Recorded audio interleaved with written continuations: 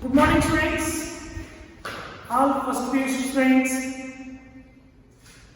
ನೀವು notes daily ಕ್ಲಾಸಲ್ಲಿ ಒಂದು ನೋಟ್ಬುಕ್ ಇಟ್ಕೊಂಡು ನೋಟ್ಸ್ ರೆಡಿ ಮಾಡ್ಕೊಂಡು ನೋಟ್ಸ್ ಅಂದರೆ ಇಂಪಾರ್ಟೆಂಟ್ ಪಾಯಿಂಟ್ಸ್. ಫಾರ್ ಎಕ್ಸಾಂಪಲ್, ನಾವು ಈ ಚಾಪ್ಟ್ರಲ್ಲಿ that is Dobereiner triad ಅಂದರೆ ಏನು, ಲಾ ಆಫ್ ಆಕ್ಟಿವ್ಸ್ ಅಂದರೆ ಏನು, ಇದನ್ನ ಎಕ್ಸಾಂಪಲ್ಸ್ ಅರ್ಥ ಆಯ್ತಾ.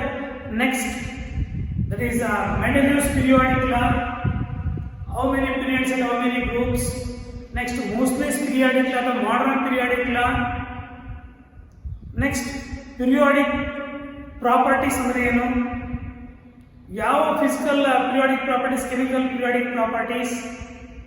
Next, what is atomic radius, atomic size property, atomic radius.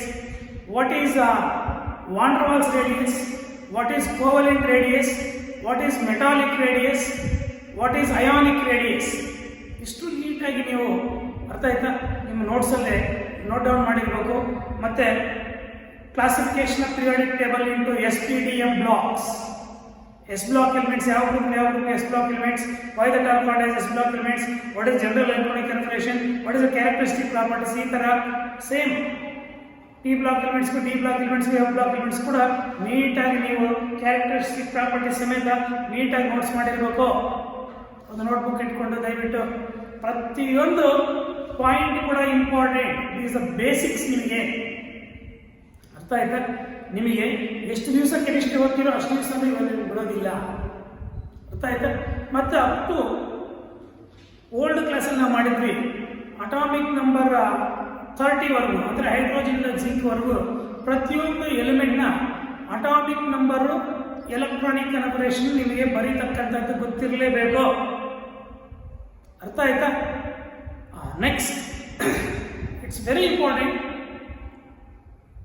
ನಾವು ಡಿಸ್ಕಸ್ ಮಾಡಿದ ಲಾಸ್ಟ್ ವಿಡಿಯೋದಲ್ಲಿ ದಟ್ ಈಸ್ ಅಟಾಮಿಕ್ ರೇಡಿಯಸ್ ಅಂದರೆ ಏನು, ಕೋವೆಲೆಂಟ್ ರೇಡಿಯಸ್ ಅಂದರೆ ಏನು, ವಾನ್ ಡರ್ ವಾಲ್ಸ್ ರೇಡಿಯಸ್ ಅಂದರೆ ಏನು, ಮೆಟಾಲಿಕ್ ರೇಡಿಯಸ್ ಅಂದರೆ ಏನು, and also we discuss what is ionic radius. ಈ ಅಯಾನಿಕ್ ರೇಡಿಯಸ್ ಅಲ್ಲಿ it's very important. It is ionic radius. Ionic radius ಅಲ್ಲಿ it is the dimension of unit. That is, it is the distance between the nucleus of an atom. The distance between the nucleus of an atom and the point up to which that nucleus has influences on its electron cloud.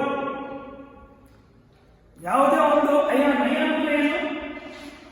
Charge species, whether it is positively charge or negatively charge ಸ್ಪೀಸೀಸ್ಗೆ ion ಅಂತ ಕರಿತೀವಿ.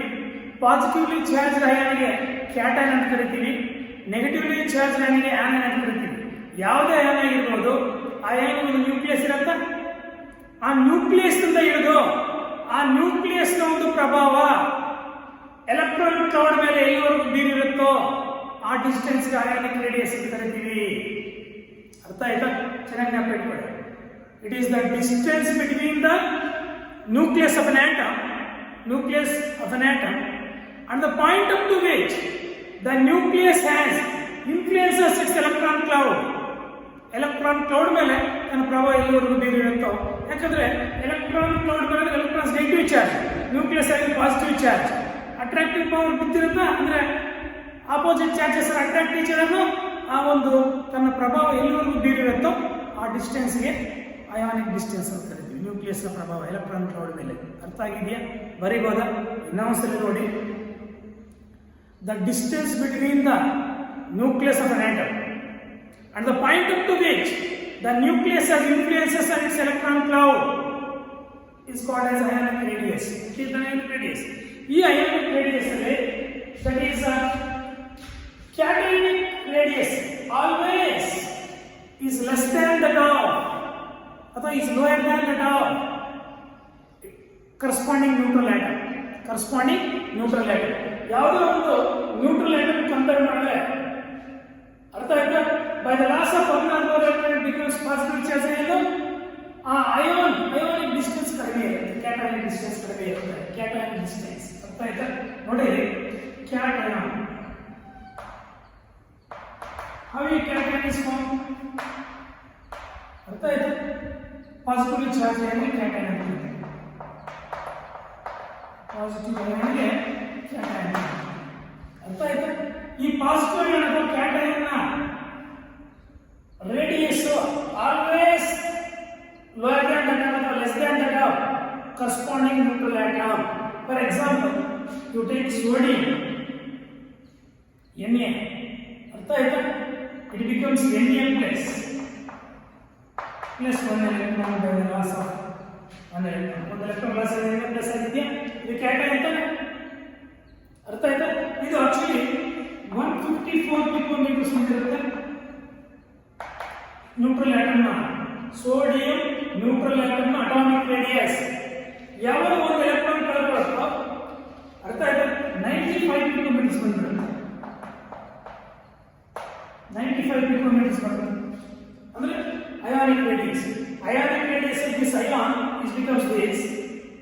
ಅದರದ್ದೇ ಒಂದು neutral atom ನ atomic radius ಎಷ್ಟಿರುತ್ತೆ ಅಂದ್ರೆ always positively charged cation ನ ionic radius is lower than that of atomic radius of its neutral atom. It is very important. See idu that is sodium atom nucleus, first shell, second shell, third shell. ಅರ್ಥ ಆಯ್ತಾ? First shell ಅಲ್ಲಿ 2 electrons ಇರ್ತವೆ, next shell ಅಲ್ಲಿ 8 electrons ಇರುತ್ತೆ. ಅರ್ಥ ಆಯ್ತಾ? Total 10 ಆಗೋಯ್ತಾ? ಇನ್ನು ಒಂದು ಇದರಲ್ಲಿ ಒಂದು ಇದು ಸೋಡಿಯಂ ಆಟಮ್ ಏನಿದೆ Na ಅಟಾಮಿಕ್ ನಂಬರ್ ಅಂತ ಅದಕ್ಕೆ ಅರ್ಥ ಆಯ್ತಾ? ಅದೇ Na ಪ್ಲಸ್ ಅಂದ್ರೆ ಎಷ್ಟು 10 ಎಲೆಕ್ಟ್ರಾನ್ಸ್ ಅಷ್ಟೇ ಅಂದ್ರೆ ಒಂದು ಎಲೆಕ್ಟ್ರಾನ್ ಲಾಸ್ ಆಗಿರುತ್ತೆ. ದಟ್ ಈಸ್ ಇದು nucleus. This is the first shell, this is the second shell. ಅರ್ಥ ಆಯ್ತಾ? ಇದರಲ್ಲಿ 2 ಎಲೆಕ್ಟ್ರಾನ್ಸ್ ಇರುತ್ತೆ, ಇದರಲ್ಲಿ 8 ಇರ್ತವೆ. ಆಯ್ತಾ? ಒಂದು ಲಾಸ್ ಆಗಿರುತ್ತೆ ತಾನೆ. ಆಮೇಲೆ ಇಲ್ಲಿ ಡಿಸ್ಟೆನ್ಸ್ ದಟ್ ಈಸ್ 95 picometers. ಇಲ್ಲಿ ಇರ್ತಕ್ಕಂಥ ಡಿಸ್ಟೆನ್ಸ್ 154 picometers. ಅರ್ಥ ಆಗಿದೆ ಅನ್ಸುತ್ತೆ? ಯಾವುದೇ ಒಂದು ಅಯಾನ್ ಪಾಸಿಟಿವ್ ಚಾರ್ಜ್ ಅಲ್ಲ, ಯಾವುದೋ ಒಂದು ಆಟಮ್, ಯಾವುದೋ ಒಂದು ಆಟಮ್ ಒಂದು ಎಲೆಕ್ಟ್ರಾನ್ ಒಂದಕ್ಕಿಂತ ಜಾಸ್ತಿ ಎಲೆಕ್ಟ್ರಾನ್ಸ್ ಕಳ್ಕೊಂಡ್ರೆ ಬಿಕಾಸ್ ಪಾಸಿಟಿವ್ ಚಾರ್ಜ್ ಏನು ಇಟ್ ಬಿಕಮ್ಸ್ ಪಾಸಿಟಿವ್ಲಿ ಚಾರ್ಜ್. ಈ ಪಾಸಿಟಿವ್ಲಿ ಚಾರ್ಜ್ ಅಯಾನ್ ನ ಅಯಾನಿಕ್ ರೇಡಿಯಸ್ ಅದರದ್ದೇ ಒಂದು ನ್ಯೂಟ್ರಲ್ ಆಟಮ್ ಗಿಂತ ಯಾವತ್ತೂ ಕಡಿಮೆ ಇರುತ್ತೆ. ಯಾಕಪ್ಪ ಅಂದ್ರೆ the positively charge ion is formed by the loss of 1 or more electrons. ನೋಡಿ, ಯಾವಾಗ ಈ ಎಲೆಕ್ಟ್ರಾನ್ ಲಾಸ್ ಆಗಿದೆ ಈ ಶೆಲ್ ಒಂದು ಎಲೆಕ್ಟ್ರಾನ್ ತಾನೆ, ಅಲ್ಲಿ ಅಯಾನ್ ಆಗಿದ್ರೆ ಇಲ್ಲಿ ಡಿಸ್ಟೆನ್ಸ್ ಅಂದ್ರೆ ಈ ಡಿಸ್ಟೆನ್ಸ್ ಮಾತ್ರ ಅಯಾನಿಕ್ ರೇಡಿಯಸ್. ಅರ್ಥ ಆಯ್ತಾ? ಇನ್ನೊಂದು ಪಾಯಿಂಟ್ ಚೆನ್ನಾಗಿ ಇಟ್ಕೊಳ್ಳಿ. How an anion is formed? By gaining up one or more electron it becomes an anion. Anionic radius is always greater than that of its neutral atom. ಅದರದ್ದೇ ಒಂದು neutral atom compare ಮಾಡಿದ್ರೆ ಅರ್ಥ ಆಯ್ತಾ? anionic radius ತುಂಬಾ ಜಾಸ್ತಿ ಇರುತ್ತೆ. For example ಇದು that is cation. ಅದರಲ್ಲಿ anion ಬಂದು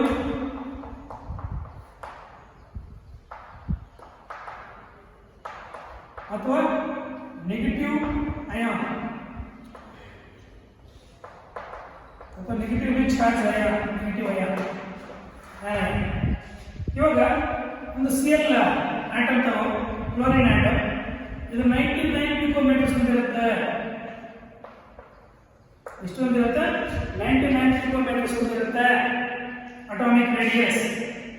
by gaining of 1 electron it becomes Cl minus 2.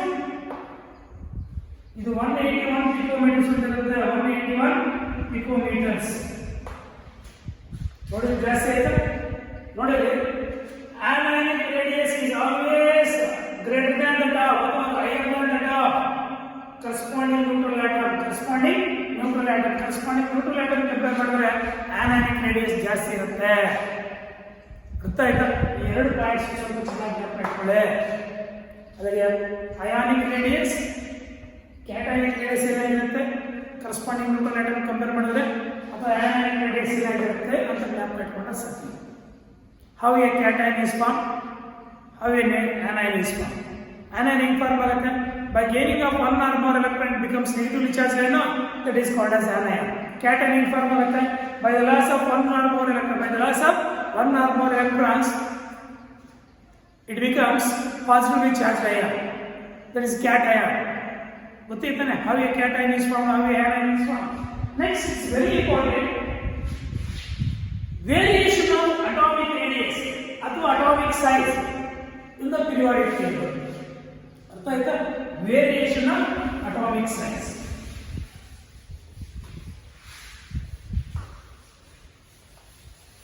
That is very important question ಇದು. ಅರ್ಥ ಆಯ್ತಾ?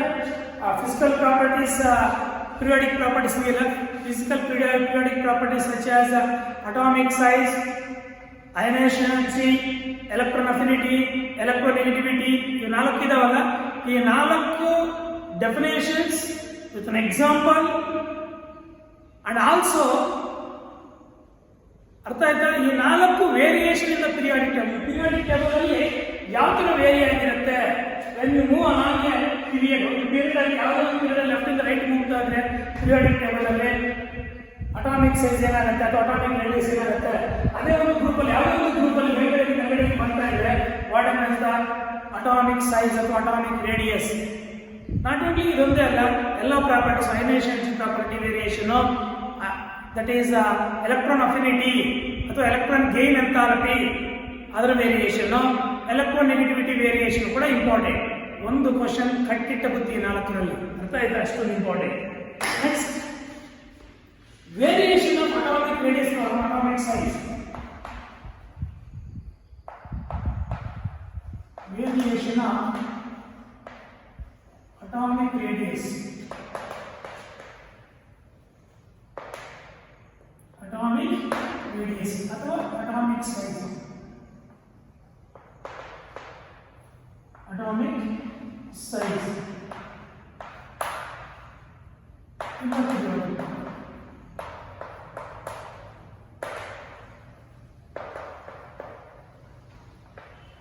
variation of atomic radius ಅಥವಾ atomic size in the periodic table.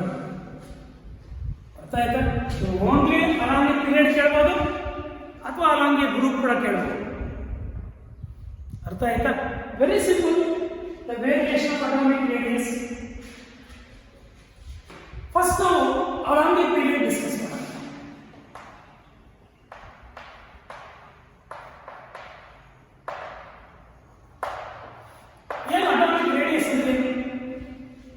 The distance between the center of the nucleus and outermost shell of an atom ಅಂತಾದ್ರೂ ಬರೀರಿ, ಅಥವಾ outermost shell of electrons ಅಂತಾದ್ರೂ ಬರೀರಿ. ಅರ್ಥ ಆಯ್ತಾ? The distance between the center of the nucleus and the outermost shell of an atom ಅಥವಾ outermost shell of electron.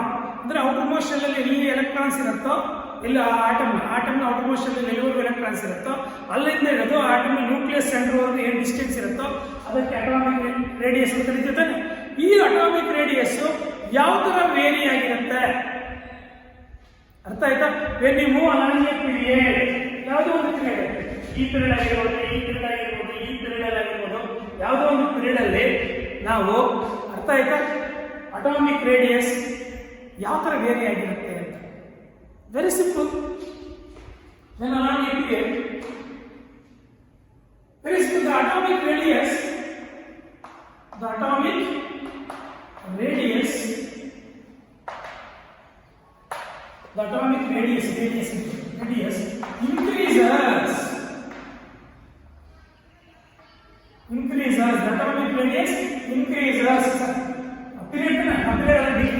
increases. Period decreases. The atomic radius, that is, decreases when you move along a period.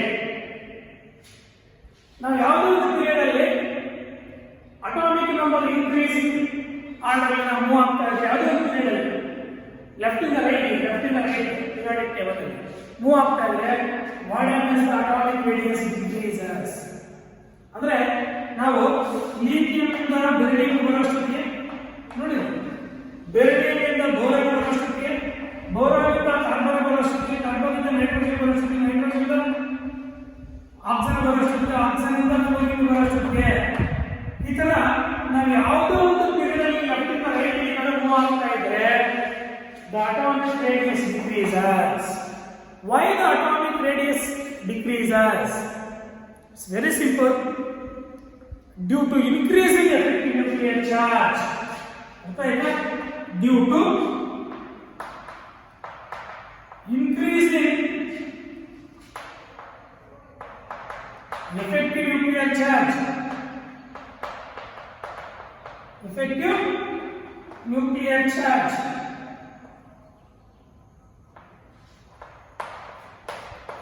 ಈ effective nuclear charge increase ಆಗ್ತಕ್ಕಂಥ reason ಇಂದ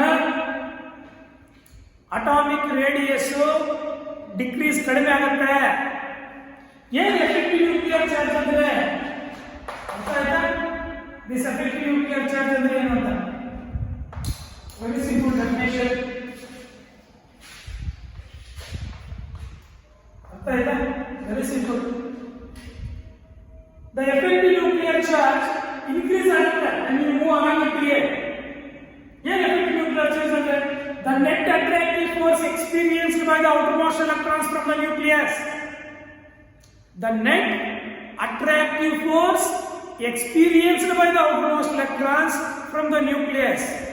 Nucleus in the outermost electrons ಮೇಲೆ ಎಷ್ಟೊಂದು attractive force ಬೀರಿದೆಯೋ ಅದಕ್ಕೆ effective nuclear charge ಆಗುತ್ತೆ ಅಂತ ಹೇಳ್ತೀವಿ. ಈ ಎಫೆಕ್ಟಿವ್ ನ್ಯೂಕ್ಲಿಯರ್ ಚಾರ್ಜ್ ಜಾಸ್ತಿ ಆಗುತ್ತೆ when you move along the period left to right in the periodic table. periodic table ಅಲ್ಲಿ ಅರ್ಥ ಆಯ್ತು? ನಾವು ಲೆಫ್ಟ್ ಇಂದ ರೈಟ್ ಮೂವ್ ಆಗ್ತಾ ಇದ್ರೆ that is going to be decreases the atomic size. The effective nuclear charge increases. The effective nuclear charge increases. What is the reason the effective nuclear charge increases andre?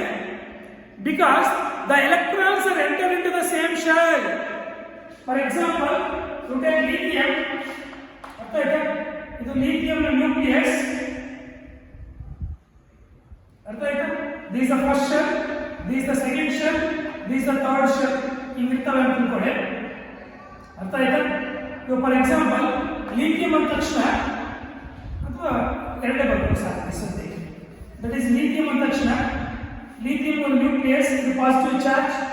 lithium atomic number ಎಷ್ಟು?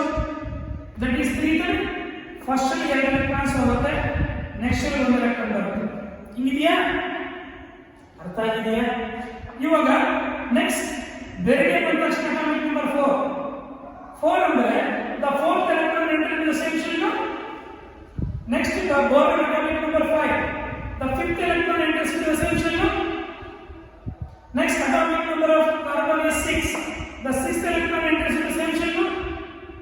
Atomic number of nitrogen is 7. The seventh electron also enters into the same shell. Atomic number of oxygen is 8. The eighth electron also enters into the same shell. Atomic number of fluorine 9. The ninth electron is also enters into the same shell. Next atomic number of that is neon 10th, that is neon 10. The 10th electron also enters the same shell. ಈ ತರ ಯಾವ electrons same shell ಗೆ enter ಆಗ್ತಾ ಹೋಗುತ್ತೋ, electrons same shell ಗೆ enter ಆಗ್ತಾ ಹೋಗುತ್ತೋ. ಅರ್ಥ ಆಯ್ತಾ? ಎಫೆಕ್ಟಿವ್ ನ್ಯೂಕ್ಲಿಯರ್ ಚಾರ್ಜ್ ಜಾಸ್ತಿ ಆಗ್ತಾ ಹೋಗುತ್ತೆ. ಯಾವ ಎಫೆಕ್ಟಿವ್ ನ್ಯೂಕ್ಲಿಯರ್ ಚಾರ್ಜ್ ಜಾಸ್ತಿ ಆಯ್ತೋ ಅಟಾಮಿಕ್ ರೇಡಿಯಸ್ ಕಡಿಮೆ ಆಗ್ತಾ ಹೋಗುತ್ತೆ. ಅಂದ್ರೆ ಇದಕ್ಕಿಂತ ಇದು ಚಿಕ್ಕದು, ಗ್ರಾಜುಯಲ್ ಡಿಕ್ರೀಸಸ್. ಇದಕ್ಕಿಂತ ಇದು ಚಿಕ್ಕದು, ಇದಕ್ಕಿಂತ ಬೋರಾನ್ ಚಿಕ್ಕದು, ಬೋರಾನ್ಗಿಂತ ಕಾರ್ಬನ್ ಚಿಕ್ಕದು, ಕಾರ್ಬನ್ಗಿಂತ ನೈಟ್ರೋಜನ್ ಚಿಕ್ಕದು, ನೈಟ್ರೋಜನ್ಗಿಂತ ಆಕ್ಸಿಜನ್ ಚಿಕ್ಕದು, ಆಕ್ಸಿಜನ್ಗಿಂತ ಫ್ಲೂರಿನ್ ಚಿಕ್ಕದು. ನಿಮಗೆ ಇದೊಂದು ಪಾಯಿಂಟ್ ಚೆನ್ನಾಗಿ ನೆನಪಿಟ್ಕೊಳ್ಳಿ. ಫ್ಲೂರಿನ್ಗಿಂತ ನಿಯಾನ್ ಸ್ವಲ್ಪ ದೊಡ್ಡದು ಸೈಜ್ ಅಲ್ಲೇ, ಅದು ಕೂಡ ಕಡಿಮೆ ಆಗಬೇಕಾಗಿತ್ತು ಸೈಜ್, ಬಟ್ ದೊಡ್ಡದು. ಯಾಕಪ್ಪ ಅಂದ್ರೆ due to extra stability of octet structure. Octet ಅಂದ್ರೆ ಎಷ್ಟು? 8 ಎಲೆಕ್ಟ್ರಾನ್ಸ್, NS2 and NP6. ಅದರಲ್ಲಿ ನಿಯಾನ್ ಅಟಾಮಿಕ್ ನಂಬರ್ 10, 1s2 ಅಂದ್ರೆ ಪಿ ಎನ್ ಕಂಪ್ಲೀಟ್ ಫಿಲ್ ಆಗಿದೆ ಯಾಕಂದ್ರೆ P substitute having capacity of 6 electrons totally 8 electrons ಆಗಿವೆ ಲಾಸ್ಟ್ ಶೆಲ್ ಅಲ್ಲಿ ಔಟ್ ಮೋಸ್ಟ್ ಫಾರ್ಮ್ ಮಾಡಿದ್ರೆ 1 2 3 4 5 6 7 8 8 ಆಗಿದ್ರೆ ಸ್ಟೇಬಲ್ ಬರುತ್ತೆ. Due to that extra stability, the size is slightly greater than that of fluorine. Yeah, but when you move along a period, artha hai that the atomic size or atomic radius decreases.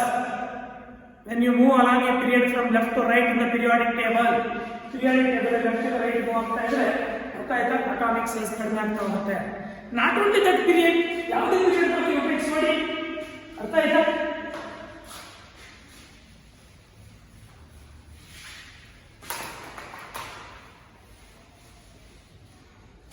sodium, magnesium, next aluminum, next silicon, phosphorus, sulfur, chlorine, ಈ ತರ ಹೋಗ್ತಾ ಇದೆ. ಏನಾಗುತ್ತೆ ನೋಡಿ, atomic number 11, 12, 13, 14, 15, 16, 17 ಅಲ್ವಾ ನೋಡಿ. when you move along the second period and the third period ಅಂದ್ರೆ ಇತ್ತಾನೆ the first period ಇದು second period third period ನೋಡಿ ಏನಾಗುತ್ತೆ ಅಂತ when you move along the period from left to right in the periodic table ಇವಾಗ sodium ತಕ್ಷಣ atomic number 11 ಅಂದ್ರೆ first ಅಲ್ಲಿ 2 electrons ಆಯ್ತಾ, ನೆಕ್ಸ್ಟ್ ಅಲ್ಲಿ 8 ಎಲೆಕ್ಟ್ರಾನ್ಸ್ ಆಯ್ತಾ,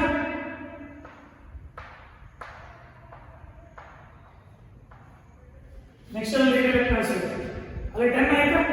ನೆಕ್ಸ್ಟ್ ಈ ಶೆಲ್ ಒಂದು ಎಲೆಕ್ಟ್ರಾನ್ ಇದೆ, ಈ ಶೆಲ್ ಒಂದು ಎಲೆಕ್ಟ್ರಾನ್ ಇದೆ, ಅಲ್ಲಿ 11 ಆಗುತ್ತೆ. ನೆಕ್ಸ್ಟ್ ಮೆಗ್ನೀಷಿಯಂ atomic number 12 ಅಂದ್ರೆ 12 electrons enter in same shell. 13 and aluminum enter the same shell. Phosphorus, silicon 14 atomic number 14 electrons in the same shell. 15 electrons in the same shell. 16 electrons in the same shell. 17 electrons also in the same shell. ಈ ತರ ಯಾವಾಗ same shell electrons enter ಆಗುತ್ತೋ effective nuclear charge ಜಾಸ್ತಿ ಆಗುತ್ತೆ. ಯಾವಾಗ effective nuclear charge ಜಾಸ್ತಿ ಆಗುತ್ತೋ electron atomic radius ಅಥವಾ ಅಟಾಮಿಕ್ ಸೈಜ್ ಕಡಿಮೆ ಆಗುತ್ತೆ. ಯಾಕಂದ್ರೆ ಎಲೆಕ್ಟ್ರಾನ್ ಕ್ಲೌಡ್ ಶ್ರಿಂಕ್ ಆಗುತ್ತೆ, ಎಲೆಕ್ಟ್ರಾನ್ ಕ್ಲೌಡ್ ಶ್ರಿಂಕ್ ಆಗುತ್ತೆ. Effective nuclear charge, effective nuclear charge.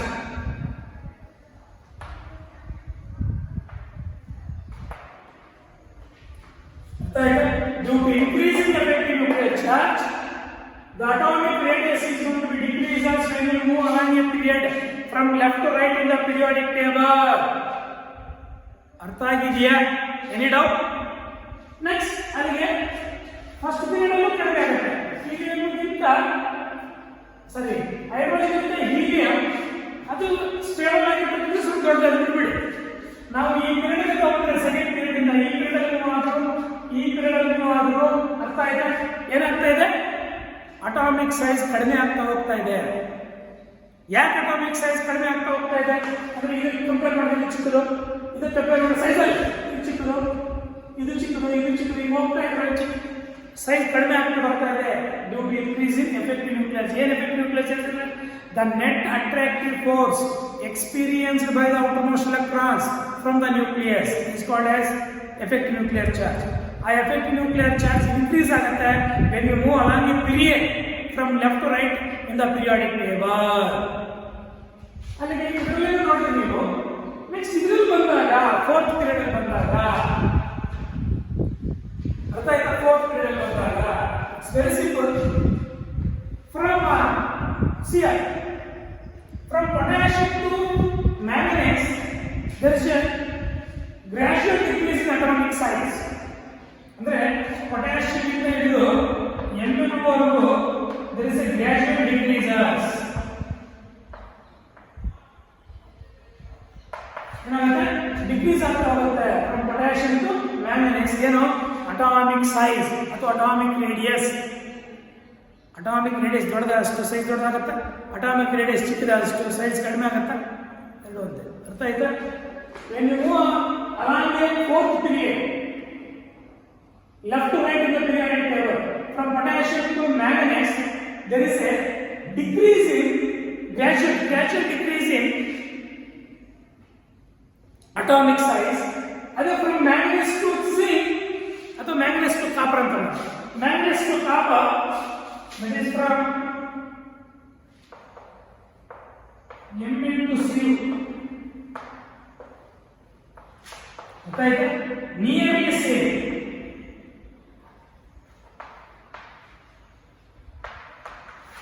Nearly same ಇರುತ್ತೆ.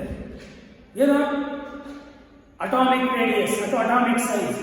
ಯಾಕೆ ಇದು ನಿಯರ್ಲಿ ಸೇಮ್ ಆಗಿರುತ್ತೆ ಅಂದ್ರೆ ಡ್ಯೂ ಟು ಸ್ಕ್ರೀನಿಂಗ್ ಎಫೆಕ್ಟ್ ಅಥವಾ shielding effect. Due to shielding effect.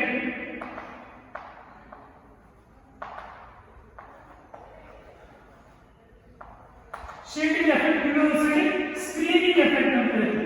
ಏನಿದೆ ಸ್ಕ್ರೀನಿಂಗ್ ಎಫೆಕ್ಟ್. ಸ್ಕ್ರೀನಿಂಗ್ ಎಫೆಕ್ಟ್ ಅಂದ್ರೆ ಒಂದೇ, ಶೀಲ್ಡಿಂಗ್ ಎಫೆಕ್ಟ್ ಅಂದ್ರೆ ಒಂದೇ. ಈ ಶೀಲ್ಡಿಂಗ್ ಎಫೆಕ್ಟ್ ಇಂದ ಅರ್ಥ ಆಯ್ತಾ? From Mn to copper, it's nearly same atomic radius ಹೊಂದಿರುತ್ತೆ. ಸೇಮ್ ಅಟಾಮಿಕ್ ರೇಡಿಯಸ್ ಹೊಂದಿರುತ್ತೆ. ಯಾಕಪ್ಪ ನಿಯರ್ಲಿ ಸೇಮ್ ಹೊಂದಿರುತ್ತೆ ಅಂದ್ರೆ ಅರ್ಥ ಆಯ್ತಾ? ನೋಡಿ,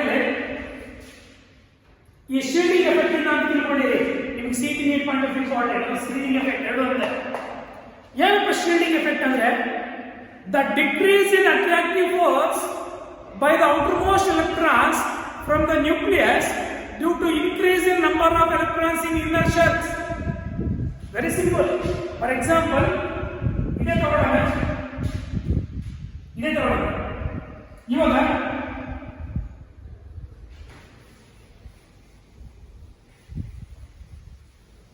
ಈ ನ್ಯೂಕ್ಲಿಯಸ್ ಒಂದು ಪ್ರಭಾವ, ಅರ್ಥಾತ್ ಈ ನ್ಯೂಕ್ಲಿಯಸ್ ಒಂದು ಪ್ರಭಾವ ಈ ಎಲ್ಲ ಎಲೆಕ್ಟ್ರಾನ್ಸ್ ಮೇಲೆ ಇರುತ್ತದೆ. ಇವಾಗ ಔಟ್ಮೋಸ್ಟ್ ಎಲೆಕ್ಟ್ರಾನ್ಸ್ ಮೇಲೆ ಏನು ನ್ಯೂಕ್ಲಿಯಸ್ ಒಂದು ಅಟ್ರಾಕ್ಷನ್ ಪ್ರಭಾವ ಹೊಂದಿದೆಯೋ, ಈ ಇನ್ನರ್ ಶೆಲ್ ಅಲ್ಲಿ ಎಲೆಕ್ಟ್ರಾನ್ಸ್ ಯಾವಾಗ ಇನ್ಕ್ರೀಸ್ ಆಯಿತು, ಔಟರ್ ಎಲೆಕ್ಟ್ರಾನ್ಸ್ ಏನಾಗುತ್ತೆ, ಔಟರ್ ಎಲೆಕ್ಟ್ರಾನ್ಸ್ ಮೇಲೆ ಎಫೆಕ್ಟಿವ್ ಅಟ್ರಾಕ್ಟಿವ್ ಪವರ್ ಕಡಿಮೆ ಆಗುತ್ತೆ.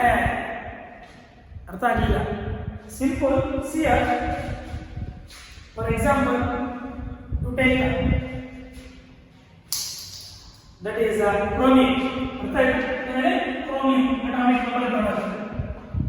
ಅಥವಾ scandium number. what is the atomic number of scandium? 21. 1s2 2s2 2p6. ಅರ್ಥ ಆಯ್ತಾ? ನೋಡಬೇಕು. 1s2 2s2 2p6 3s2 3p6 ಅಲ್ಲಿ 18 ಆಗುತ್ತೆ. 3d1 that is 4s correct ಆಗಿ 21 ಆಯ್ತಾ? ನೋಡಿ, ಇವಾಗ ಈ ಎಲೆಕ್ಟ್ರಾನ್ಸ್ ಮೇಲೆ ಅಂದ್ರೆ ಔಟರ್ ಶೆಲ್ ಅಲ್ಲಿ ಇರ್ತಕ್ಕಂಥ ಎಲೆಕ್ಟ್ರಾನ್ಸ್ ಮೇಲೆ ಎಷ್ಟು ಅಟ್ರಾಕ್ಟಿವ್ ಫೋರ್ಸ್ ಹೊಂದಿದೆ ನ್ಯೂಕ್ಲಿಯಸ್. ಯಾವಾಗ ಇನ್ನರ್ ಶೆಲ್ ಎಲೆಕ್ಟ್ರಾನ್ಸ್ ಜಾಸ್ತಿ ಆಗ್ತಾ ಇರುತ್ತೋ, ಎಲೆಕ್ಟ್ರಾನ್ ಜಾಸ್ತಿ ಆಗ್ತಾ ಹೋಗುತ್ತೋ, ಕಡಿಮೆ ಆಗ್ತಾ ಹೋಗುತ್ತೆ. Shielding effect. ಅರ್ಥ ಆಯ್ತಾ? ಈ ಶೀಲ್ಡಿಂಗ್ ಎಫೆಕ್ಟ್ ಗೊತ್ತಾಯ್ತು? The decrease in attractive force by the outermost electrons from the nucleus decreases due to increase in number of electrons in inner shells. Inner shell ಅಲ್ಲಿ ನಂಬರ್ ಆಫ್ ಎಲೆಕ್ಟ್ರಾನ್ಸ್ ಜಾಸ್ತಿ ಆದಷ್ಟು outer most electrons ಮೇಲೆ nucleus ನ ಪ್ರಭಾವ ಕಡಿಮೆ ಆಗುತ್ತೆ. ಆ effect ಗೆ ಶೀಲ್ಡಿಂಗ್ ಎಫೆಕ್ಟ್ ಅಥವಾ ಸ್ಕ್ರೀನಿಂಗ್ ಎಫೆಕ್ಟ್ ಅಂತ ಕರಿತೀವಿ. ಫಾರ್ ಎಕ್ಸಾಂಪಲ್, ಈ ಫಸ್ಟ್ ಡೆಸ್ಕ್ ಅಲ್ಲಿ ಒಂದು 4 ಜನ ಕೂತಿದ್ದೀರಾ, ನೆಕ್ಸ್ಟ್ ಡೆಸ್ಕ್ ಅಲ್ಲಿ ಒಂದು 4 ಜನ ಕೂತಿದ್ದೀರಾ, ನೆಕ್ಸ್ಟ್ ಡೆಸ್ಕ್ ಅಲ್ಲಿ ಒಂದು 4 ಜನ ಕೂತಿದ್ದೀರಾ ಅಂತ ಇಮ್ಯಾಜಿನ್ ಮಾಡ್ಕೊಳ್ಳಿ. ಇವಾಗ ನಾನು ಹೊಡೆಯಕ್ಕೆ ಹೋದ್ರೆ ಲಾಸ್ಟ್ ಡೆಸ್ಕ್ ಅಲ್ಲಿ ಇರ್ತಕ್ಕಂಥ ಹೊಡೆಯಕ್ಕೆ ಹೋದ್ರೆ ನನ್ನ ಪ್ರಭಾವ ಅವ್ರ ಮೇಲೆ ಎಷ್ಟಿರುತ್ತೋ ಅದಕ್ಕಿಂತ ಹಿಂದಿನ ಶೆಲ್ ಅಲ್ಲಿ ಅಂದ್ರೆ ಇನ್ನರ್ ಶೆಲ್ ಅಲ್ಲಿ ಯಾವಾಗ ನಂಬರ್ ಆಫ್ ಮೆಂಬರ್ ಜಾಸ್ತಿ ಆಯಿತೋ ನನಗೆ ನನ್ನ ಪ್ರಭಾವ ಅವ್ರ ಮೇಲೆ ಕಡಿಮೆ ಆಗುತ್ತಾ? ಆಗಲ್ಲ. ಆ ಎಫೆಕ್ಟ್ ಶೀಲ್ಡಿಂಗ್ ಎಫೆಕ್ಟ್ ಅಥವಾ ಸ್ಕ್ರೀನಿಂಗ್ ಎಫೆಕ್ಟ್ ಅಂತ ಕರಿತೀವಿ. The decrease in attractive force by the outermost electron from the nucleus. The decrease in attractive force by the outermost electrons from the nucleus. ಅರ್ಥ ಆಯ್ತಾ? Due to increase in number of electrons in inner shell. ಯಾವಾಗ inner shell number of electron ಜಾಸ್ತಿ ಆಗುತ್ತೋ outer shell ಇರ್ತಕ್ಕಂಥ electrons ಮೇಲೆ ಈ nucleus ನ ಒಂದು ಪ್ರಭಾವ ಕಡಿಮೆ ಆಗುತ್ತೆ. ಅರ್ಥ ಆಯ್ತಾ? ಅಟ್ರಾಕ್ಟಿವ್ ಪವರ್, ಅದನ್ನೇ ಶೀಲ್ಡಿಂಗ್ ಎಫೆಕ್ಟ್, ಸ್ಕ್ರೀನಿಂಗ್ ಎಫೆಕ್ಟ್ ಅಂತ ಕರಿತೀವಿ.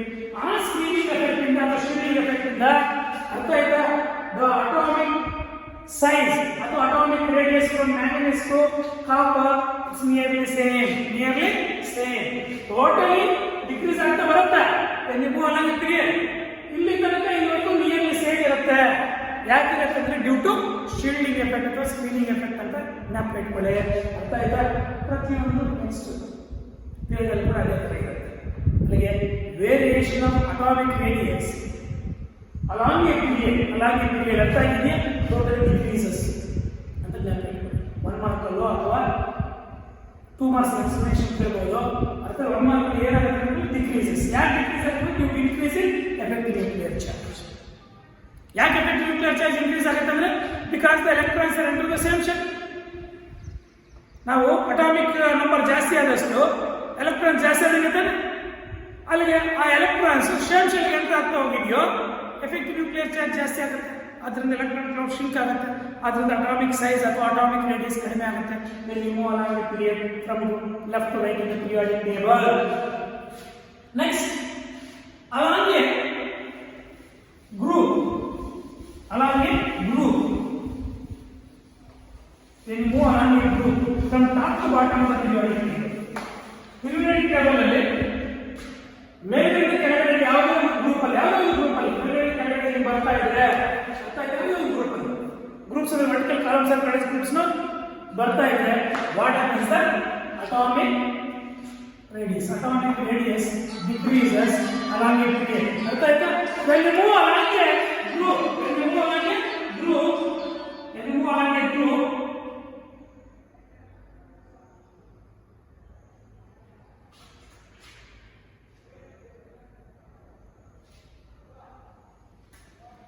along a group see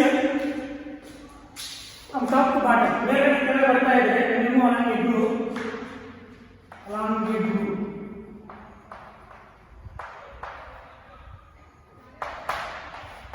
group the atomic radius ಅಥವಾ atomic size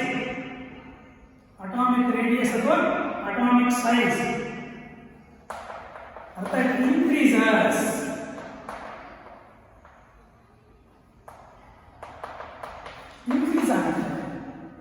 ಅರ್ಥ ಆಯ್ತಾ?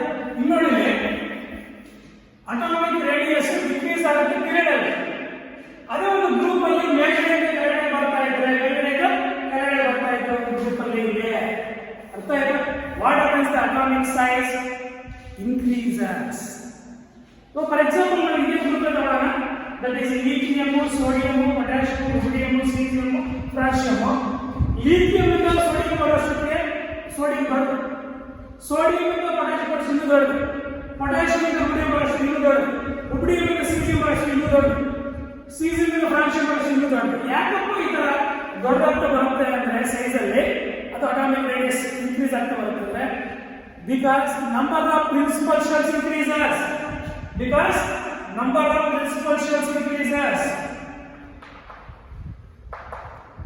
due to increase in number of principal shells. Due to increase in number of principal shells. Number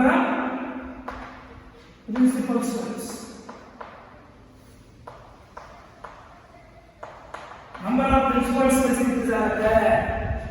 ಅದರಿಂದ ಅಟಾಮಿಕ್ ರೇಡಿಯಸ್ ದೊಡ್ಡದಾಗುತ್ತೆ. when you move along a group from top to bottom in the periodic table. periodic table ಮೇಲ್ಗಡೆ ಕೆಳಗೆ ಬರ್ತಾ ಇದ್ರೆ ಅರ್ಥ ಆಯ್ತಾ? what happens? the atomic size increases due to increase in number of principal shells. ನೋಡ್ಕೊಳ್ಳಿ ಎಕ್ಸಾಂಪಲ್ ನೋಡಿ. For example you take lithium. what is atomic number? 3. ಅರ್ಥ ಆಯ್ತಾ? ಆ ಲಿಥಿಯಂ ನ ನ್ಯೂಕ್ಲಿಯಸ್ ಇದು ಫಸ್ಟ್ ಶೆಲ್, ಇದು ಸೆಕೆಂಡ್ ಶೆಲ್. ಇದರಲ್ಲಿ 2 ಎಲೆಕ್ಟ್ರಾನ್ಸ್ ಇದೆ. ಇದರಲ್ಲಿ ಒಂದು ಎಲೆಕ್ಟ್ರಾನ್ ಇದೆ. ಅರ್ಥ ಆಯ್ತಾ? ಅದೇ ಇದು ಸೋಡಿಯಂ, ಇದು ಸೋಡಿಯಂ ನ್ಯೂಕ್ಲಿಯಸ್. ಅರ್ಥ ಆಯ್ತಾ? ಸೋಡಿಯಂ ನ್ಯೂಕ್ಲಿಯಸ್ ಇದು ಫಸ್ಟ್ ಶೆಲ್, ಇದು ಸೆಕೆಂಡ್ ಶೆಲ್, ಇದು ಥರ್ಡ್ ಶೆಲ್. ಇದಕ್ಕೆ 2 ಎಲೆಕ್ಟ್ರಾನ್ಸ್ ಹೋಗುತ್ತೆ ಸೋಡಿಯಂ ಅಲ್ಲಿ, ಇದರಲ್ಲಿ 8 ಎಲೆಕ್ಟ್ರಾನ್ಸ್ ಹೋಗುತ್ತೆ ಸೆಕೆಂಡ್ ಶೆಲ್ ಅಲ್ಲಿ, ಇದರಲ್ಲಿ ಒಂದು. ಟೋಟಲಿ ಇದರಲ್ಲಿ 2 ಪ್ರಿನ್ಸಿಪಲ್ ಶೆಲ್ಸ್ ಇತ್ತು, ಇದೇ ವರ್ಷಕ್ಕೆ 3 ಪ್ರಿನ್ಸಿಪಲ್ ಶೆಲ್ಸ್. ಅದೇ ಪೊಟ್ಯಾಷಿಯಂ ವರ್ಷಕ್ಕೆ 4 ಪ್ರಿನ್ಸಿಪಲ್ ಶೆಲ್ಸ್, ರುಬಿಡಿಯಂ ವರ್ಷಕ್ಕೆ 5 ಆಗುತ್ತೆ, ಸೀಸಿಯಂ ವರ್ಷಕ್ಕೆ 6 ಆಗುತ್ತೆ, ಫ್ರಾನ್ಸಿಯಂ ವರ್ಷಕ್ಕೆ 7 ಆಗುತ್ತೆ. ಈ ತರ number of principal shells increase ಆದಷ್ಟು what of is the atomic radius increases. Atomic radius increases. ನಾವು ಒಂದು ಎಕ್ಸಾಂಪಲ್ ತಗೊಂಡು ಈ group, not only this group, ಪ್ರತಿಯೊಂದು ಗ್ರೂಪ್ ಅಲ್ಲೂ ಕೂಡ ಯಾವುದೇ ಗ್ರೂಪ್ ತಗೊಂಡು, ಅರ್ಥ ಆಯ್ತಾ? ಯಾವುದೇ ಗ್ರೂಪ್ ತಗೊಂಡು ಟಾಪ್ ಟು ಬಾಟಮ್ ಅಂದ್ರೆ ಮೇಲ್ಗಡೆ ಕೆಳಗಡೆ ಬರ್ತಾ ಇದ್ರೆ ಪೀರಿಯಾಡಿಕ್ ಟೇಬಲ್ ಅಲ್ಲಿ, ಬಾಟಮ್ ಪೀರಿಯಾಡಿಕ್ ಟೇಬಲ್ ಅಲ್ಲಿ atomic size increases due to increase in number of principal shells. ಚೆನ್ನಾಗಿ ನೆನಪಿಟ್ಕೊಳ್ಳಿ, due to increase in number of principal shells.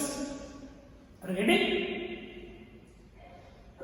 ನೀವು ಮಾರ್ಕ್ಸ್ ಮಾಡ್ಕೊಂಡು ಅಟೆಂಡ್ ಮಾಡಿ. ಅರ್ಥ ಆಯ್ತಾ? What happens? The atomic radius, the atomic size when we move along a group ಅಂತ ಹೇಳಿದ್ರೆ increases ಅಂತ ಬರುತ್ತೆ ಸರ್. 1 ಮಾರ್ಕ್ ಅಲ್ಲಿ ಹೇಳಿದ್ರೆ ಎಕ್ಸ್ಪ್ಲೈನ್ ಅಂತ ಹೇಳಿದ್ರೆ ಇನ್ಕ್ರೀಸ್ ಆಗುತ್ತೆ. ಯಾಕೆ ಇನ್ಕ್ರೀಸ್ ಆಗುತ್ತೆ? Due to increase in number of principal shells. ಅದೇ along a period and along a group ಎರಡೂ ಕೇಳಿದ್ರೆ 3 ಮಾರ್ಕ್ಸ್ ಅಂತ ಹೇಳ್ತಾನೆ. ಇಲ್ಲ ಒಂದು ಅಲಾಂಗಿ ಪೀರಿಯಡ್ ಅಲಾಂಗಿ ಗ್ರೂಪ್ ಮಾತ್ರ ಒಂದೊಂದೇ ಸಪರೇಟ್ ಆಗಿ ಕೇಳಿದ್ರೆ 2 ಮಾರ್ಕ್ಸ್ ಅಂತ ಹೇಳ್ತಾನೆ. ಅರ್ಥ ಆಯ್ತಾ? ಏನಾಗುತ್ತೆ ಅಂತ ಕೇಳಿದ್ರೆ ಒಂದು 1 ಮಾರ್ಕ್ ಅಂತ ಹೇಳ್ತಾನೆ. ನೀವು ಮೂವ್ ಅಲಾಂಗಿ ಪೀರಿಯಡ್ ಇಂದ ಮಾಡರ್ನ್ ಪೀರಿಯಡ್ ಟೇಬಲ್ ಅಲ್ಲಿ ಲೆಫ್ಟ್ ಇಂದ ರೈಟ್ ಮೂವ್ ಆಗ್ತಿದ್ರೆ ಯಾವುದೋ ಒಂದು ಪೀರಿಯಡ್ ಅಲ್ಲಿ ಅಟಾಮಿಕ್ ಸೈಜ್ ಏನಾಗುತ್ತೆ ಅಂತ ಕೇಳಿದ್ರೆ 1 ಮಾರ್ಕ್ ಅಂತ ಹೇಳ್ತಾನೆ. ಅದನ್ನು ಎಕ್ಸ್ಪ್ಲೇನ್ ಮಾಡಿ ಕೇಳಿದ್ರೆ 2 ಮಾರ್ಕ್ಸ್ ಅಂತ ಹೇಳ್ತಾನೆ. Only along the period. ಅದೇ 3 ಮಾರ್ಕ್ಸ್ ಅಲ್ಲಾದ್ರೆ along the period along the group ಎರಡು ಕೇಳ್ತಾನೆ. ಅರ್ಥ ಆಗಿದೆ ಅನ್ಸುತ್ತೆ? ಏನೇ ಡೌಟ್? ಯಾವುದೇ ಒಂದು ಗ್ರೂಪ್ ಅಲ್ಲಿ ಟಾಪ್ ಟು ಬಾಟಮ್ ಮೇಲ್ಗಡೆ ಕೆಳಗಡೆ ಮೂವ್ ಆಗ್ತಾ ಇದ್ರೆ what happens the atomic size? The atomic size is going to be increases. ಅಥವಾ atomic radius ಅಂತ ಕೇಳಬಹುದು, atomic size ಅಂತ ಕೇಳಬಹುದು. Increases due to increase in number of principal shells. Are you getting? It's very easy, dead easy. ಒಂದ್ಸಲಿ ಓದ್ಬಿಟ್ರೆ ಮುಗೀತು. ಅರ್ಥ ಆಯ್ತಾ? ಒಂದ್ಸಲಿ ಪರ್ಫೆಕ್ಟ್ ಆಗ್ಬಿಟ್ಟಿದ್ರೆ ಮುಗೀತು. ನೀವು ಯಾವಾಗ ಇದನ್ನು ಮರೀತೀರೋ ಆವಾಗ ಕಷ್ಟ ಅನ್ಸುತ್ತೆ. ಮರೀದೇ ಇದ್ರೆ ಏನು ಯಾಕೆ ರೀಸನ್ಸ್ ಬಿಟ್ಟು ಮರಿಬಾರ್ದು ನೀವು. ಅರ್ಥ ಆಯ್ತಾ? ನೆಕ್ಸ್ಟ್ ಇಲ್ಲಿ ಅಟಾಮಿಕ್ ಸೈಜ್ ಪ್ರಾಪರ್ಟಿ ಅಂತ ಆಯ್ತು. ನೆಕ್ಸ್ಟ್ ಟೋಟಲ್ ಅಟಾಮಿಕ್ ಸೈಜ್ ಪ್ರಾಪರ್ಟಿಯಲ್ಲಿ ಅಟಾಮಿಕ್ ರೇಡಿಯಸ್ ಅಂದ್ರೆ ಏನು, ಕೋವಲೆಂಟ್ ರೇಡಿಯಸ್ ಅಂದ್ರೆ ಏನು, ವಾನ್ ಡರ್ ವಾಲ್ಸ್ ರೇಡಿಯಸ್ ಅಂದ್ರೆ ಏನು, ಮೆಟಾಲಿಕ್ ರೇಡಿಯಸ್ ಅಂದ್ರೆ ಏನು, ಅಯಾನಿಕ್ ರೇಡಿಯಸ್ ಅಂದ್ರೆ ಏನು, ಆ ಅಯಾನಿಕ್ ರೇಡಿಯಸ್ ಅಲ್ಲಿ ಕ್ಯಾಟಾನಿಕ್ ರೇಡಿಯಸ್ ನ್ಯೂಟ್ರಲ್ ಆಟಮ್ಗಿಂತ ದೊಡ್ಡದ ಚಿಕ್ಕದ, ಆ ಅಯಾನಿಕ್ ರೇಡಿಯಸ್ ಆಯಾನಿಕ್ಗಿಂತ ದೊಡ್ಡದ ಚಿಕ್ಕದ ಅಂತ ಡಿಸ್ಕಸ್ ಮಾಡಿದೀವ. ನೆಕ್ಸ್ಟ್ ಅಟಾಮಿಕ್ ಸೈಜ್ ಅಥವಾ ಅಟಾಮಿಕ್ ರೇಡಿಯಸ್ ಪೀರಿಯಾಡಿಕ್ ಟೇಬಲ್ ಅಲ್ಲಿ ಯಾವ ತರ ವೇರಿ ಆಗಿರುತ್ತೆ. ಅರ್ಥ ಆಯ್ತಾ? when you move along the period it decreases. Why it decreases? when you move along the group from top to bottom of the periodic table it increases. Why it increases? ಇತರ ನೀಟಾಗಿ ಎಲ್ಲ discuss ಮಾಡಿದೀವ. It's very very very important. Next ಅರ್ಥ ಆಯ್ತಾ? Very important ಏನಪ್ಪ ಅಂದ್ರೆ ಇಲ್ಲಿ isoelectronic ions. ಏನಂದ್ರೆ isoelectronic ions.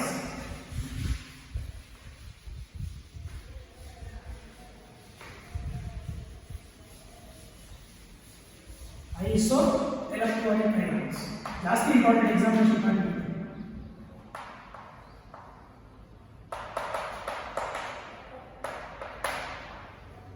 ಏನು isoelectronic ions ಅಂದ್ರೆ? ಅರ್ಥ ಆಯ್ತಾ? Very simple.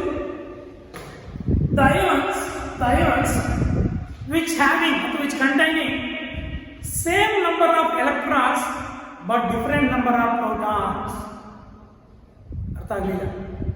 ಯಾವ ions same number of electrons ಹೊಂದಿದಾವೋ ಮತ್ತೆ ಡಿಫರೆಂಟ್ ನಂಬರ್ ಆಫ್ ಪ್ರೋಟಾನ್ಸ್ ಹೊಂದಿದಾವೋ ಅವಕ್ಕೆ ಐಸೋ ಎಲೆಕ್ಟ್ರಾನಿಕ್ ಅಯಾನ್ಸ್ ಅಂತ ಕರಿತೀವಿ.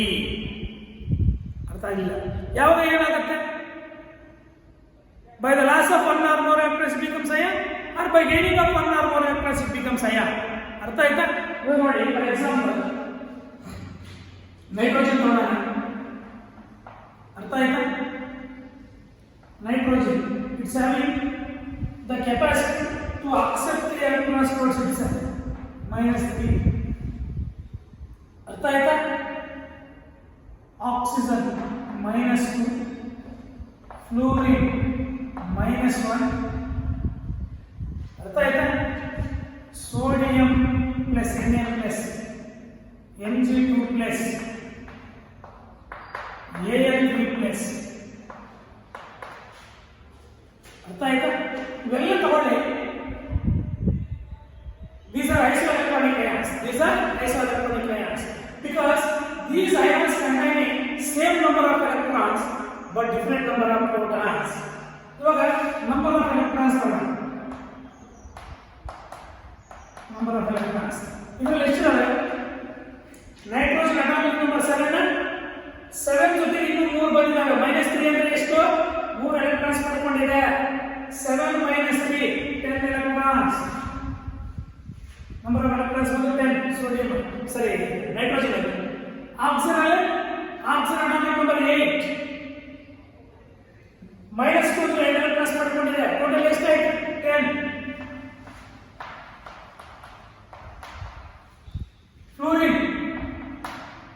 Fluorine atomic number 9 -7 electron ಪಡ್ಕೊಂಡಿದೆ. ಟೋಟಲ್ ಎಷ್ಟಾಯ್ತು? 10. ಸೋಡಿಯಂ ಅಟಾಮಿಕ್ ನಂಬರ್ ಎಷ್ಟು? 11. ಒಂದು ಎಲೆಕ್ಟ್ರಾನ್ ಕಳ್ಕೊಂಡಿದೆ. +1 ಅಂದ್ರೆ ಏನು? ಎಲೆಕ್ಟ್ರಾನ್ ಲಾಸ್ ಮಾಡ್ಕೊಂಡಿರ್ತಕ್ಕಂಥದ್ದು. ಎಷ್ಟು ಎಲೆಕ್ಟ್ರಾನ್ ಲಾಸ್ ಮಾಡ್ಕೊಂಡಿದೆ? ಒಂದು ಪ್ಲಸ್ ಅಂದ್ರೆ ಒಂದು ಎಲೆಕ್ಟ್ರಾನ್ ಲಾಸ್ ಮಾಡ್ಕೊಂಡಿದೆ. 2 ಪ್ಲಸ್ ಅಂದ್ರೆ 2 ಎಲೆಕ್ಟ್ರಾನ್ಸ್ ಲಾಸ್ ಮಾಡ್ಕೊಂಡಿರುತ್ತೆ. 3 ಪ್ಲಸ್ ಅಂದ್ರೆ 3 ಎಲೆಕ್ಟ್ರಾನ್ಸ್ ಲಾಸ್ ಮಾಡ್ಕೊಂಡಿರುತ್ತೆ. 4 ಪ್ಲಸ್ ಅಂದ್ರೆ 4 ಎಲೆಕ್ಟ್ರಾನ್ಸ್ ಲಾಸ್ ಮಾಡ್ಕೊಂಡಿರುತ್ತೆ. ಇವಾಗ 1 ಪ್ಲಸ್ ಆಗಿದೆ ಇಲ್ಲಿ ಅಂದ್ರೆ 1 ಎಲೆಕ್ಟ್ರಾನ್ ಲಾಸ್ ಮಾಡ್ಕೊಂಡಿದೆ. 11 - 1 10. What is the atomic number of magnesium? 12. +2 ಅಂದ್ರೆ 2 ಎಲೆಕ್ಟ್ರಾನ್ಸ್ ಕಳ್ಕೊಂಡಿದೆ. ಅರ್ಥ ಆಯ್ತಾ? ಟೋಟಲಿ 12 ಅಲ್ಲಿ 2 ಆಯ್ತು ಅಂದ್ರೆ 10.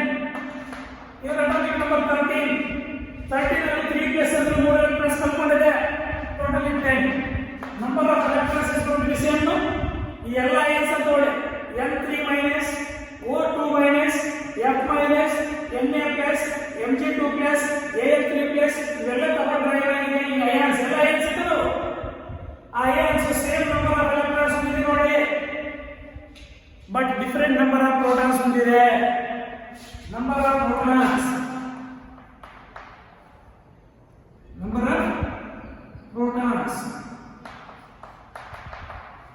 ಇದರಲ್ಲಿ ಎಷ್ಟಿದೆ?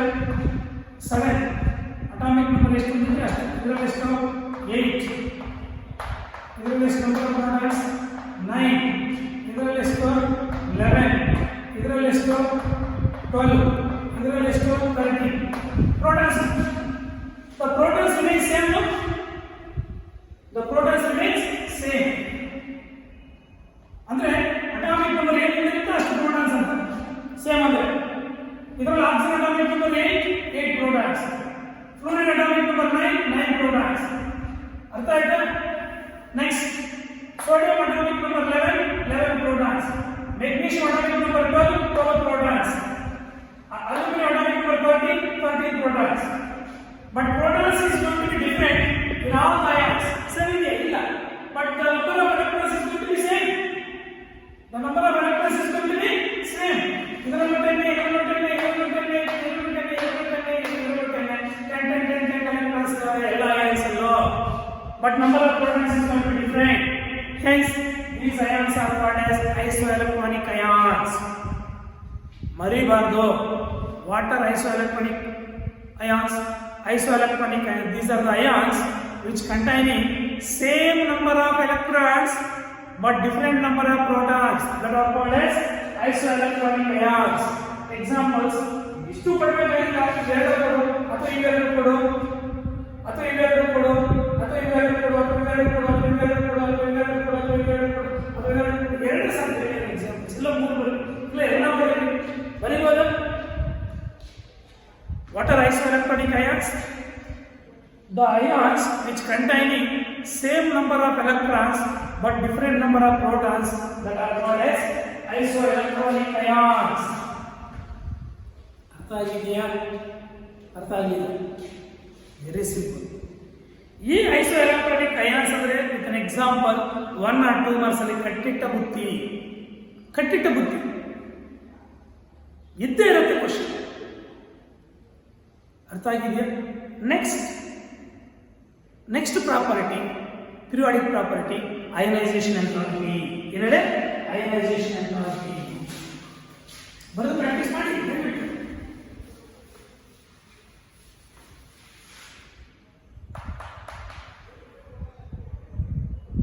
Ionisation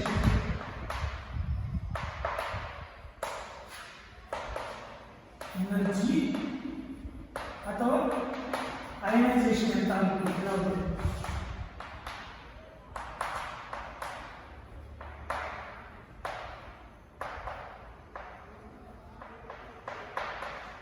ionisation enthalpy ionisation enthalpy ಅಥವಾ ಅಯನೈಸೇಷನ್ ಎನರ್ಜಿ ಎರಡು ಐ ಎಂದು ಡಿನೋಟ್ ಮಾಡ್ತಾರೆ. This is expressed in kilojoules per mole. Kilojoules per mole ಅಲ್ಲಿ ಎಕ್ಸ್ಪ್ರೆಸ್ ಮಾಡ್ತಾರೆ. Kilojoules per mole.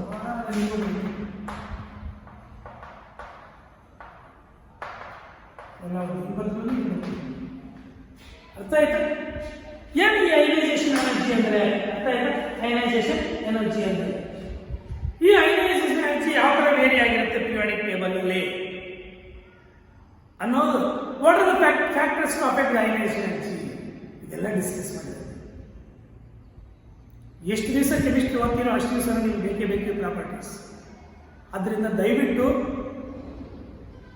Perfect ಏನು ಅಯನೈಸೇಷನ್ ಎನರ್ಜಿ ಅಂದರೆ the amount of energy required or needed to remove one or more electrons from outermost shell of isolated gaseous neutral atom. ಒಂದು isolated gaseous neutral atom ನ outermost shell ಇಂದ ಒಂದು ಅಥವಾ ಒಂದಕ್ಕಿಂತ ಜಾಸ್ತಿ electrons remove ಮಾಡಬೇಕಾದ್ರೆ ಎಷ್ಟೊಂದು ಅಮೌಂಟ್ ಆಫ್ ಎನರ್ಜಿ ಬೇಕಾಗುತ್ತೋ ಅದಕ್ಕೆ ಅಯನೈಸೇಷನ್ ಎನರ್ಜಿ ಅಂತ ಕರಿತೀವಿ. ಅರ್ಥ ಆಗಿದೆಯಾ? ಇನ್ನು doubt? Very simple. Ionisation energy ಅಂದರೆ the amount of energy required to remove one or more electrons from outermost shell of isolated gaseous neutral atom. ಒಂದು ಐಸೋಲೇಟೆಡ್ ಗೇಸಿಯಸ್ ನ್ಯೂಟ್ರಲ್ ಆಟಮ್ನ outermost shell ಇಂದ ಒಂದು ಅಥವಾ ಒಂದಕ್ಕಿಂತ ಜಾಸ್ತಿ ಎಲೆಕ್ಟ್ರಾನ್ಸ್ ರಿಮೂವ್ ಮಾಡಬೇಕಾದ್ರೆ ಎಷ್ಟೊಂದು ಅಮೌಂಟ್ ಆಫ್ ಎನರ್ಜಿ ಬೇಕಾಗುತ್ತೋ ಅದಕ್ಕೆ ಅಯನೈಸೇಷನ್ ಎನರ್ಜಿ ಅಂತ ಕರಿತೀವಿ. ಗೊತ್ತಾಯ್ತಾ? ಇವಾಗ ಅಯನೈಸೇಷನ್ ಎನರ್ಜಿ ಗೊತ್ತಾಯ್ತಾ? ಇವಾಗ ವೆರಿ ಸಿಂಪಲ್ ಎಕ್ಸಾಂಪಲ್. Na ಇಂದ Na ಪ್ಲಸ್ ಆಗಬೇಕಲ್ಲ, ಒಂದು ಎಲೆಕ್ಟ್ರಾನ್ ರಿಮೂವ್ ಮಾಡಬೇಕಾ? during this the E is ionization energy is equal to 495 kilojoules per mole. 495 kilojoules per mole. This much of energy is needed and required to remove one electron from isolated gaseous neutral sodium atom. Sodium atom ಒಂದು electron remove ಮಾಡಬೇಕಾದ್ರೆ ಅಂದ್ರೆ Na+ ಆಗಬೇಕಾದ್ರೆ ಇಷ್ಟೊಂದು amount of energy ಬೇಕಾಗುತ್ತೆ. That is called as ionisation energy. Read out. ಅರ್ಥ ಆಗಿದೆಯಾ? Ionisation energy with example ಅರ್ಥ ಆಗಿದೆಯಾ? The amount of energy required to remove ಅಥವಾ ರಿಕ್ವೈರ್ಡ್ ಅಥವಾ ನೀಡೆಡ್ ಹೆಂಗಾದ್ರೂ ಬನ್ನಿ. The amount of energy required to remove one or more electrons from outermost shell of isolated gaseous neutral atom. ಅರ್ಥ ಆಗಿದೆ ಅನ್ಸುತ್ತೆ? ಒಂದು ಎಕ್ಸಾಂಪಲ್ ನಾವು ತಗೊಂಡಿದ್ದೀವಿ. ಅರ್ಥ ಆಯ್ತಾ? ಒಂದು ಎಕ್ಸಾಂಪಲ್. ಇನ್ನು ನೀವು ಬೇಕಾದ್ರೆ ಎಕ್ಸಾಂಪಲ್ಸ್ ಬೇರೆ ಬೇರೆ ಎಕ್ಸಾಂಪಲ್ಸ್ ನೋಡ್ಬೋದು, ನಾವು ಅದನ್ನು ಡಿಸ್ಕಸ್ ಮಾಡೋಣ. ಬಟ್ ಅದಕ್ಕಿಂತ ಮೊದಲು the first ionisation energy is always less than that of second ionization energy. Second ionization energy is always less than that of third ionization energy. ಅರ್ಥ ಆಗಲಿಲ್ಲ? ವೆರಿ ಸಿಂಪಲ್ ನೋಡಿ. ಫಸ್ಟ್ ionization energy ನಾವು IE1 ಅಂತ ಕರೆಯೋಣ. Second ionization energy ಗೆ IE2 ಅಂತ ಕರೆಯೋಣ. Third ionization energy ಗೆ IE3 ಅಂತ ಕರೆಯೋಣ. IE3 is greater than IE2, IE2 is greater than IE1. ಅರ್ಥ ಆಯ್ತಾ? ಇವಾಗ ನೋಡಿ ಒಂದು ಎಕ್ಸಾಂಪಲ್ ತಗೊಳ್ಳಿ. ನಾವು ಸೋಡಿಯಂ ನ್ಯೂಕ್ಲಿಯಸ್ ಇದು ಫಸ್ಟ್ ಶೆಲ್ ಅಲ್ಲಿ ಎಲೆಕ್ಟ್ರಾನ್ಸ್ ಇರುತ್ತೆ, ಗೊತ್ತಿದೆ ನಿಮಗೆ. ಸೆಕೆಂಡ್ ಶೆಲ್ ಅಲ್ಲಿ 8 ಎಲೆಕ್ಟ್ರಾನ್ಸ್ ಇರುತ್ತೆ. ಥರ್ಡ್ ಶೆಲ್ ಅಲ್ಲಿ 1 ಎಲೆಕ್ಟ್ರಾನ್ ಇರುತ್ತೆ. ಈ ಎಲೆಕ್ಟ್ರಾನ್ ರಿಮೂವ್ ಮಾಡಲಿಕ್ಕೆ ಎಷ್ಟು ಎನರ್ಜಿ ಬೇಕಾಗಿದೆ ನಿಮಗೆ ಗೊತ್ತಿದೆ. Na becomes Na plus ಆಗಬೇಕಾದ್ರೆ that is ionization G required is 495 kilojoules per mole. ಅದೇ Na plus Na2 plus ಆಗಬೇಕಾದ್ರೆ I1 ಕರೆಯೋಣ, ಇದಕ್ಕೆ I1 ಕರೆಯೋಣ. This I2 is high, that is 4653 kilojoules per mole. This is 4653 kilojoules per mole. This much of energy is going to be required. ಇಲ್ಲಿ 495 kilojoules per mole ಮಾತ್ರ ಬೇಕಾಗಿತ್ತು ಈ electron remove ಮಾಡಲಿಕ್ಕೆ. ಇವಾಗ ಅದೇ ಸೆಕೆಂಡೈಸೇಷನ್ ಯಾವಾಗ ಎಲೆಕ್ಟ್ರಾನ್ ಯಾವಾಗ ಒಂದು ಎಲೆಕ್ಟ್ರಾನ್ ರಿಮೂವ್ ಮಾಡಲಿಕ್ಕೆ ಎಷ್ಟು ಬೇಕು ಅಂದ್ರೆ I1 ಇದು I2 ಎಷ್ಟು ಬೇಕು? ಥೌಸಂಡ್ಸ್ ಬೇಕು ನೋಡಿ. 4653 kilojoules per mole. ಯಾಕೆ ಇಷ್ಟೊಂದು ಎನರ್ಜಿ ಬೇಕಾಗುತ್ತೆ, ಜಾಸ್ತಿ ಬೇಕಾಗುತ್ತೆ ಅಂದ್ರೆ because by the loss of one electron ಯಾವುದು ಸೋಡಿಯಂ it becomes stable. ಅರ್ಥ ಆಯ್ತಾ? ಈ Na ಪ್ಲಸ್ ಬರೋಷ್ಟೊತ್ತಿಗೆ ಸ್ಟೇಬಲ್ ಬರುತ್ತೆ. ಯಾಕಂದ್ರೆ ಈ ಒಂದು ಎಲೆಕ್ಟ್ರಾನ್ ಕಳ್ಕೊಂಡ್ಬಿಟ್ರೆ ಆಕ್ಟೈಡ್ ಫಾರ್ಮ್ ಆಗ್ತದೆ, ಸ್ಟೇಟ್ ಎಲೆಕ್ಟ್ರಾನ್ಸ್ ಆಕ್ಟೈಡ್ ಫಾರ್ಮ್ ಆದಾಗ ಆದ್ದರಿಂದ ಸ್ಟೇಬಲ್ ಎಲೆಕ್ಟ್ರಾನಿಕ್ ಇಂದಿನ ರೇಖೆ ಸ್ಟೇಬಲ್ ಎಲೆಕ್ಟ್ರಾನ್ ಯಾವುದು? Neon. Neon is stable element.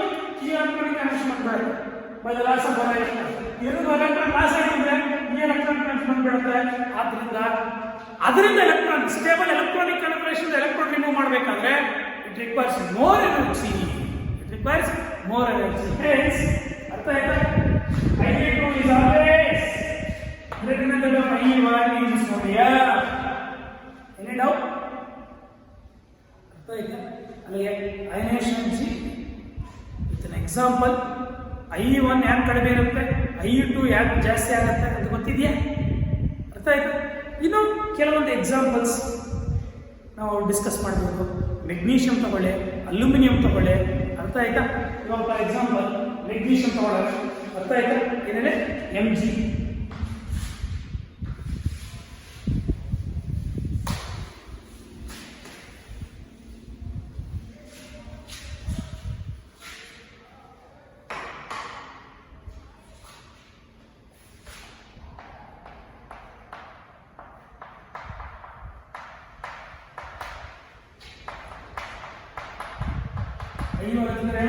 That is 737.6 kilojoules per mole. 737.6 kilojoules per mole. This much of amount of energy is going to be needed to remove one electron from Mg2 plus. ಅರ್ಥ ಆಯ್ತಾ? ಅದೇ ಸರಿ Mg plus. ಅದೇ Mg plus Mg2 plus plus 1 electron ಬರುತ್ತೆ.